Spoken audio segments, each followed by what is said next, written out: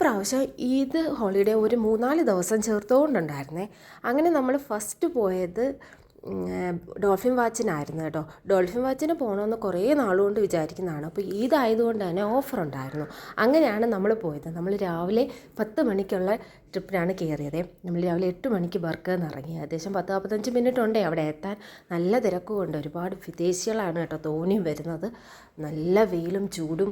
പക്ഷേ ബോട്ട് സവാരി അങ്ങോട്ട് തുടങ്ങിക്കഴിഞ്ഞാൽ ഈ ചൂടൊന്നും ഫീൽ ചെയ്യില്ല കേട്ടോ. അടിപൊളിയായിരുന്നു. ഡോൾഫിൻ വാച്ച് അത് സൂപ്പർ. നമ്മൾ കൊടുക്കുന്ന കാശിനുള്ള എർത്ത് അതിലുണ്ട്. എന്തായാലും അടിപൊളിയായിരുന്നു. നമ്മളെ മക്കളൊക്കെ നന്നായിട്ട് എൻജോയ് ചെയ്തു. സൂപ്പറായിരുന്നു.